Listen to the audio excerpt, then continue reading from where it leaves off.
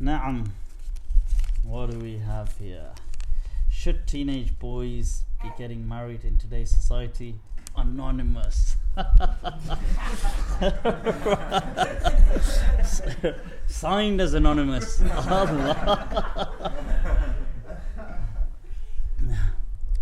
For the record, we're talking about of age people.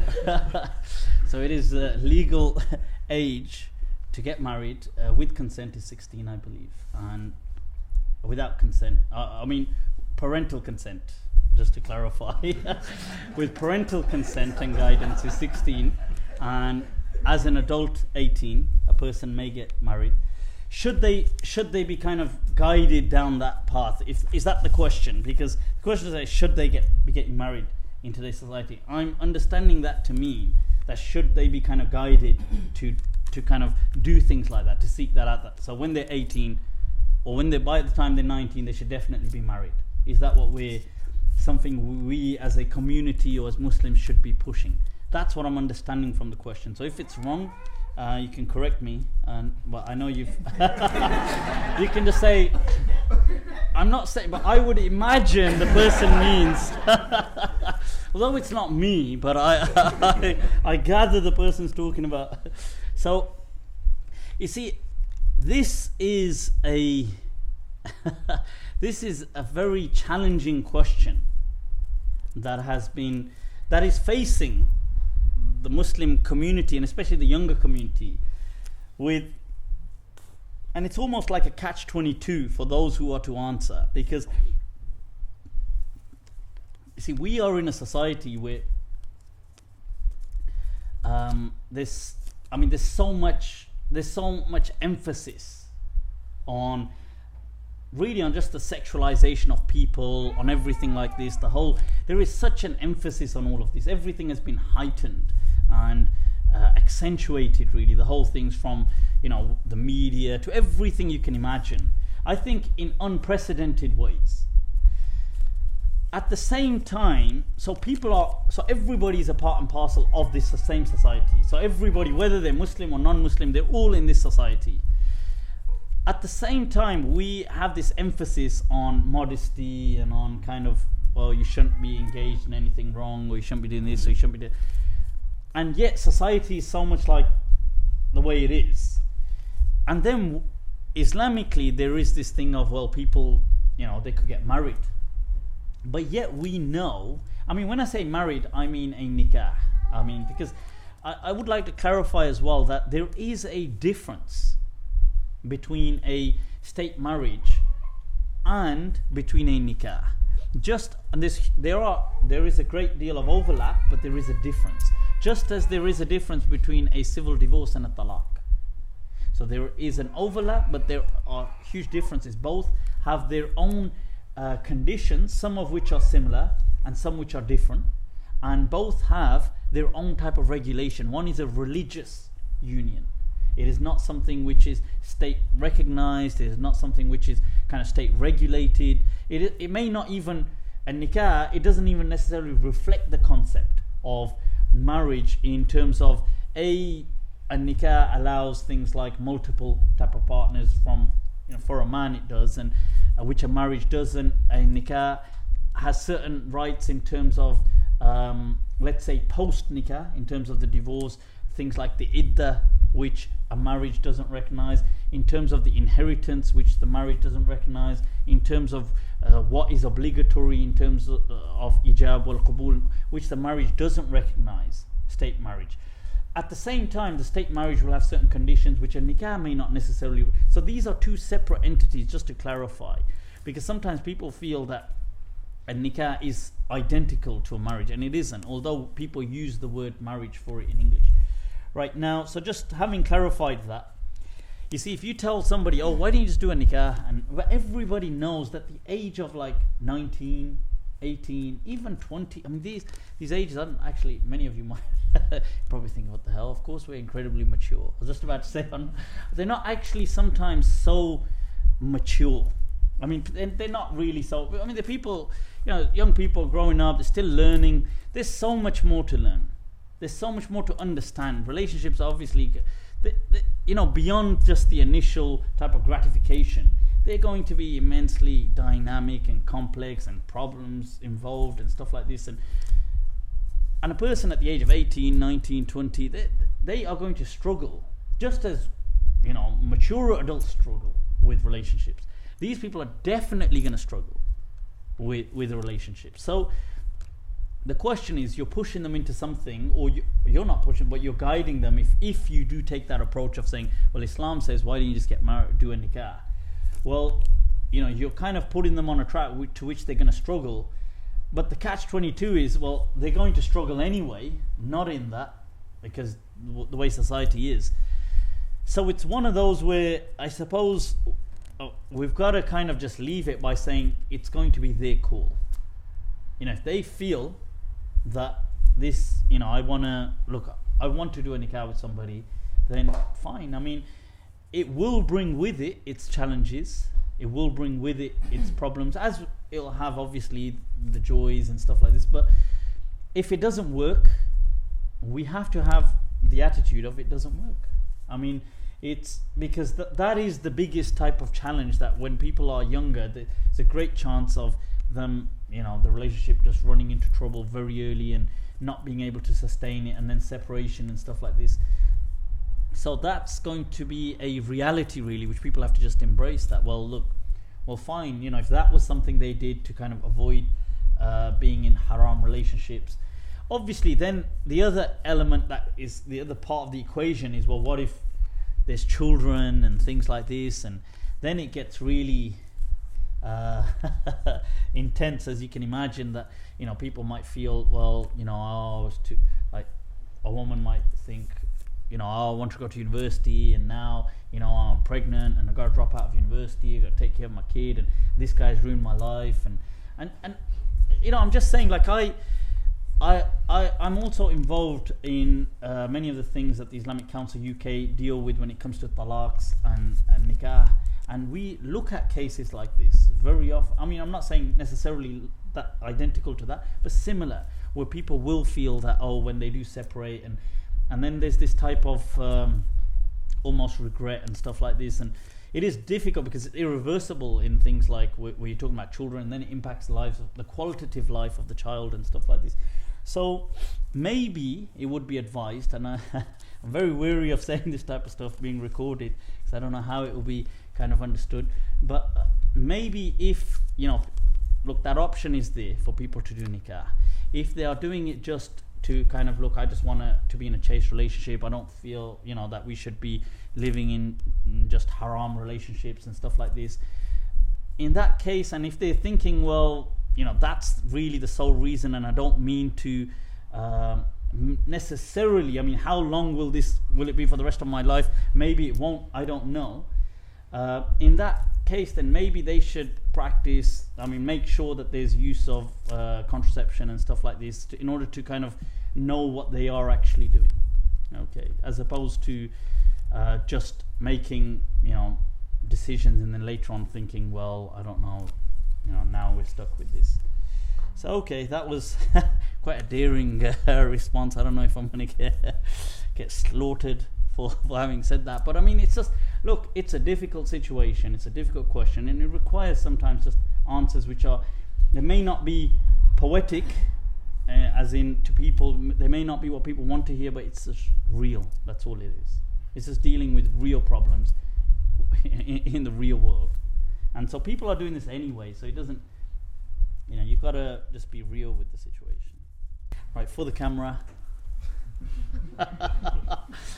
The question, once again, is smoking allowed? Weed or tobacco? I think we need a weed break. Can we have a marijuana corner? So we just know. Nobody cut and paste that part and post it separately on YouTube saying, look what Mufti's saying. Oh my God, he was instructing it, saying, can we have... We just answered this. The question about tobacco, it says all tobacco. The general there is a debate on tobacco. I do feel, ulama have said it's anything from unpleasant to haram. That's where the ulama, that's the spectrum.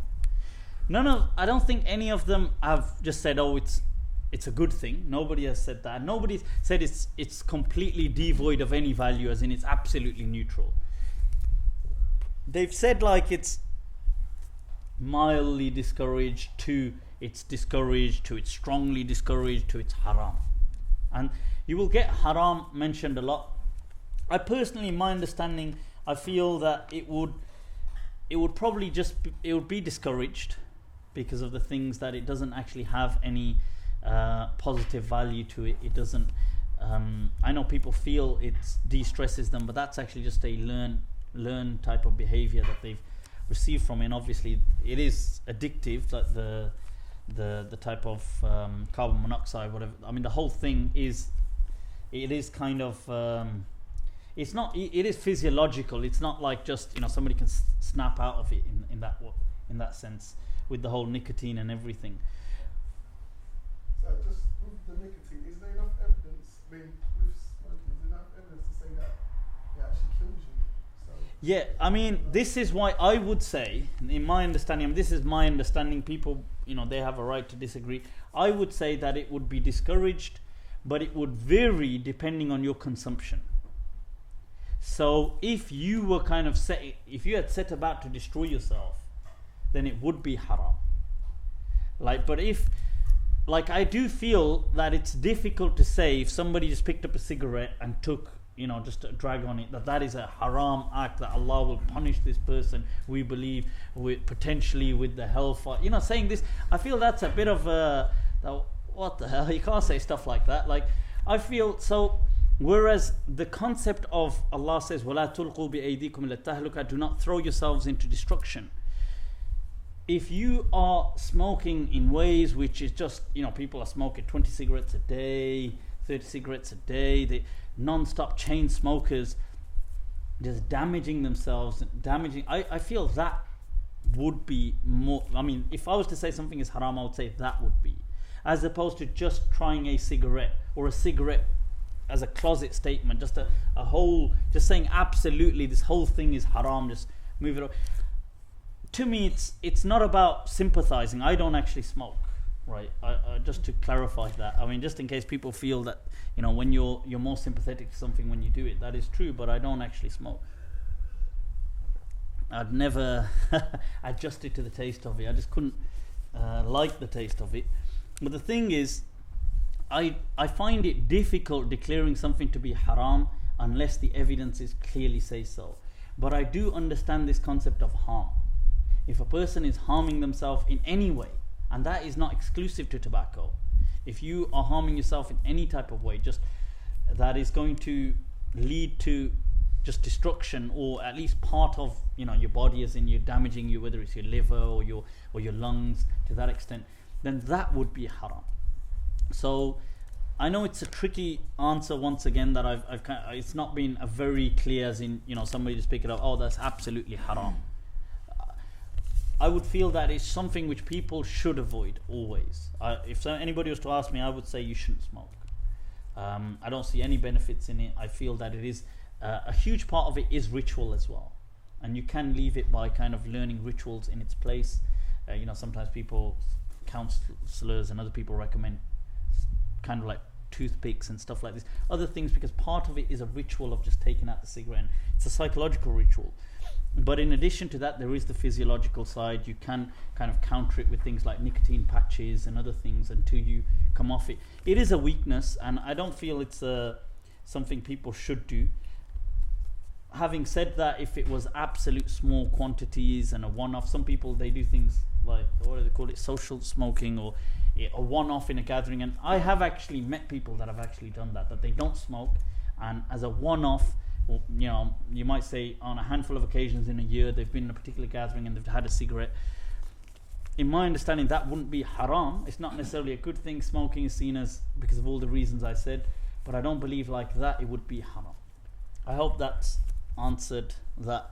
And the weed thing, I think I answered before. So, in respect to the weed thing, oh, alright. To go, Mary Jane. Now, You say that it does have some health benefit. oh yeah, it feels good. Has some, it's a lucrative a benefit, I must say. No, I think people say it. I heard this somewhere. I don't know how valid it is, so I don't want to just give people unnecessary hope. I heard somewhere people saying it actually has more benefits and less harm than tobacco. I mean, I don't know whether that is true or not, but it is commonly accepted, is it? Okay, that it has it's less harmful than. The thing is, personally, like I said, weed, the ulama historically, the view on that, as I explained earlier on, was the same, except it was seen in a similar way as discouraged to haram. I mean, that was the spectrum that the ulama had kind of dealt with it on. They all agree that it's not najas, it's not something which, if you had in your pocket, your salah was invalid. You know, it's just as cigarettes, it's not considered najas. As opposed to things like alcohol, which many of the ulama, not all, but many consider najas, they consider it impure. So you can't be carrying it on your person if you're praying salah. Now, so besides that, I mean, hundreds of years ago, they discussed that masala. They actually discussed, believe it or not, they actually discussed opium and stuff like this and what is the ruling. And even back then, they didn't think opium was, they thought, well, they say, well, if you're addicted to it, you're addicted to it, what the hell? I suppose the culture then was very different. They weren't seeing it, it wasn't a social type of, it was more seen as like people were using these things medicinally or as a infrequently. It wasn't like this type of whole culture. But the ruling does stay. It is from a, just to clarify, from a discouraged to a haram, the ulama have argued. I would feel that the spectrum what I spoke of in terms of consumption and stuff like this, obviously bearing in mind that it is illegal, I have to remind everybody, right? But let's say if somebody in some place where it was in a legal manner consumed as a one-off, would that be considered as haram? I believe the same ruling as cigarettes in that sense would apply, that it would be more a general overall ruling. And in fact, it would probably be a bit stronger because drugs have with them, or weed has with it, a culture of which usually involves contact with drug dealers, and it involves this and that. And there's a whole culture with which cigarettes doesn't have. And this is why I said from a philosophical perspective, it would be interesting for them to kind of maybe legalize things like weed, because it would eliminate all these things, just making it like cigarettes. So because of that culture involved and that whole lifestyle, because it's not just a, you know, there is a lifestyle involved with drugs. That's why it would just be taken a bit more seriously, that's all. But I think the general principle, as I explained with tobacco, would still stand. Trying to be as evasive as you can see as possible. Alright, so when are we having that break? Right, how? This has got to be a sting operation. How would you get slave girls in this time? Get out of here. You want me to answer something like that on camera?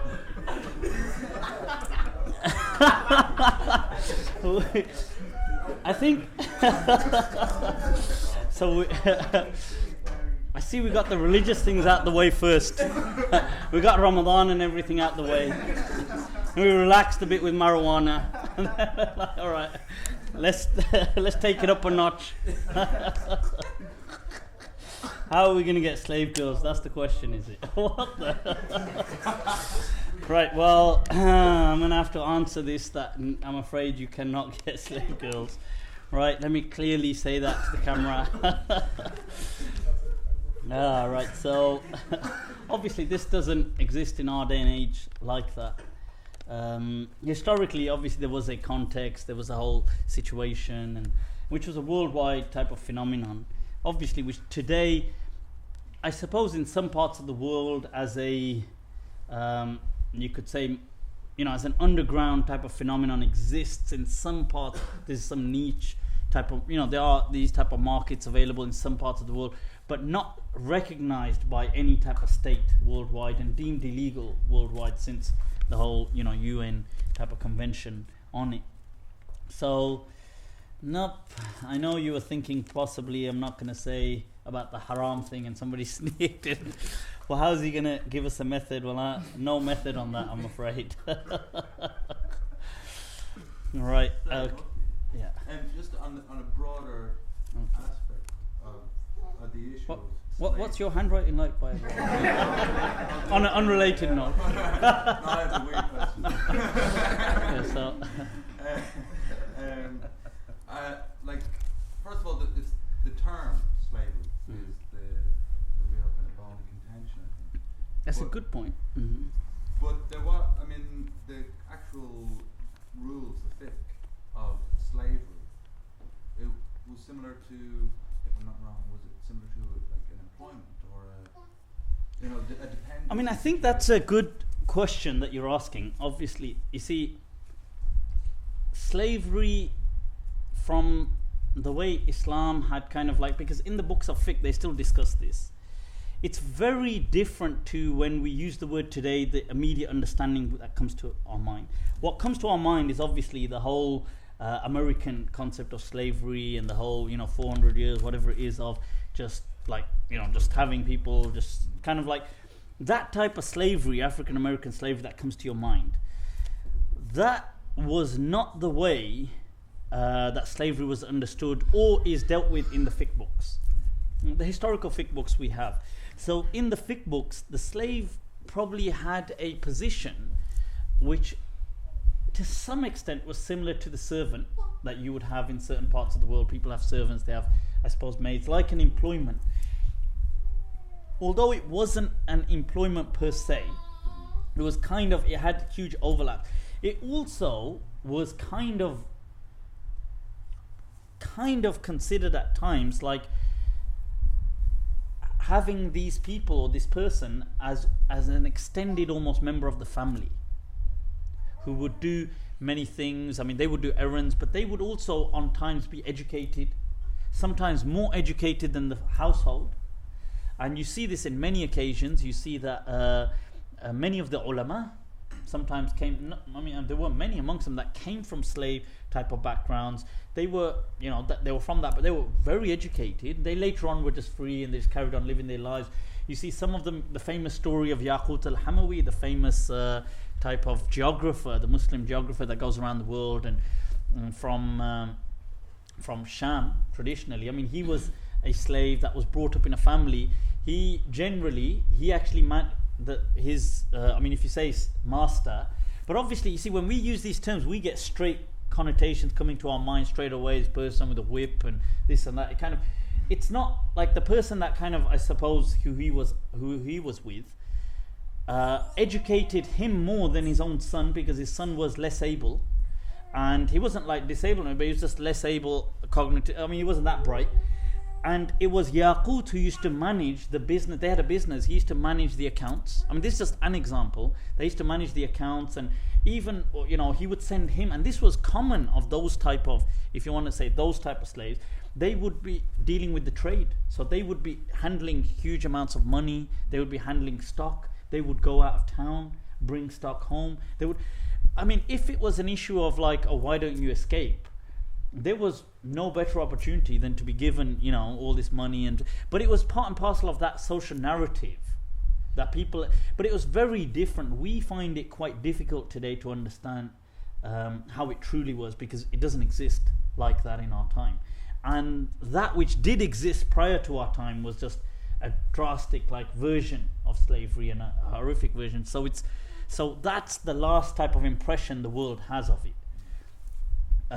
But the Islamic concept was very different. In fact, I've forgotten the name. I mean, maybe somebody here would know. There was a famous, I think it was actually English author who talks about his travels. I think it was during the 19th century. Not 19th, 18th century. And he goes through some of the Ottoman state, and he's describing the servants, and he's very shocked. And he says the slaves, and he says that this is not it's like nothing what he pictured of slaves. And he says that they all seem to be, they can read, write, they seem to deal with the trade, and he was in his writing about how shocked he is that this is the slavery that's going on there. So it is very different, and you're right that there was this type of almost like saying employment, employment is obviously very different. It's to certain hours. This was like you were kind of taken in. You kind of became an extended member of the family. There were times that you weren't always, that people did sell you on and stuff like that. But it was quite common that people had, and usually these slaves ended up having that family name as well. And they had that name, and usually they were very proud of stuff like that name, and they were kind of, that became part of their social recognition or identity, and they had a lot of privileges in some ways as well. That there were things like, there were understandings that if there ever be a battle or a war or a civil war or anything, anybody that was a slave would never be killed by rule. I mean, that was the kind of law, the unwritten law. I mean, it may have happened on an odd in an odd situation, but it never usually happened. So you see, whenever there's been battles, and sometimes they say there was like this town got attacked and they were hunting this guy, but he got away. The only reason they get away usually is because as they're going, the people that have invaded or attacked them from the other region assumed he was one of the slaves, and they let him go, because there was this rule that you don't actually harm the slaves, because they saw them as neutral, that they're not actually part of the animosity. And so I'm just saying it is difficult for us to grasp, and it is nothing like the recent world global example of America. So that said, and there are some very sensitive questions sometimes surrounding all of this, and one thing we have to remember is that, look, we are in a particular day and age, and we are looking at sometimes historical incidents, historical reportings, historical writings from a complete different era, sometimes up to 1,000 years ago. And what we're trying to do sometimes is place our lens of political correctness on it. And it's impossible, you can't, because societies kind of, they develop, they change, they change. They're not actually, immutable. Societies, people, language changes, social perception changes. Attitude towards certain stuff. So sometimes you will see like things like, let's say, racism is an interesting one, because historically and in some parts of the world, people will address people with certain things and not see that connotation of racism to it. Like they will kind of see, oh well, that's just normal, and everybody in that society just sees it as normal. But in some societies where there is discrimination, and it's like at a state level, so let's say here, or within the UK, or within the States, within the West, I mean, not so long ago, from a state level there was racism. I mean, it wasn't something that people were even shy about. I mean, they were declaring it from a state perspective. In America against the blacks, here I suppose against everybody. But I mean, the race laws they're not so old, that have come in for the Equalities Act and stuff like this. But the point is now, so people would have this understanding, like let's say somebody said, these black people or these so-and-so. Now there would be this understanding, wait a minute, is that coming from a racial tone, or is that coming, because we're in a context where it's like that, because we're beginning from the state down, people were being very discriminatory, they were being very racist, they were being like, but in certain parts of, like let's say as an example, let's say Sudan, which is an Arabic speaking part of the world, they're black racially. Now they would commonly use the word black not as a racist way. I mean, to them it would be absolutely normal. So, but you see, now to them in that part of the world, using that, it wouldn't even cross their mind that, oh, this is a racist thing, because that narrative doesn't exist there. So sometimes, and that's in our day and age. Can you imagine, like, if we were taking the rhetoric of an age which is 500, 600, 1,000, 1,200 years ago, and you're looking at it today from this, and you're thinking, well, wait a minute, what's this? Why is this word being used? Or what? So sometimes we have to be, and with slavery as well, and with dealing of women and stuff like this, you have to sometimes look at the social context. We are in a different social context, and we have to evaluate things for our day and age. So, I mean, just to kind of, because the reason I said that is because sometimes I have come across, people have said, oh, do you know, in this classical text this was used, and this was used against women, or this was used against, sounds a bit, for example, whether it's on slavery, or like I said, women, or whether it's on races, they said, oh, towards, let's say they've used this word here. That's because you've got to put everything in its context. Obviously today we're living in a very different part of the world, and we've got to kind of recognize This is going up the ladder. This is like taking it a notch higher. This is almost planned. Did somebody actually sequence? Did they put these in the hat in a particular order? It's gonna take them out like this. It says, okay. Is oral sex halal? Right. Okay.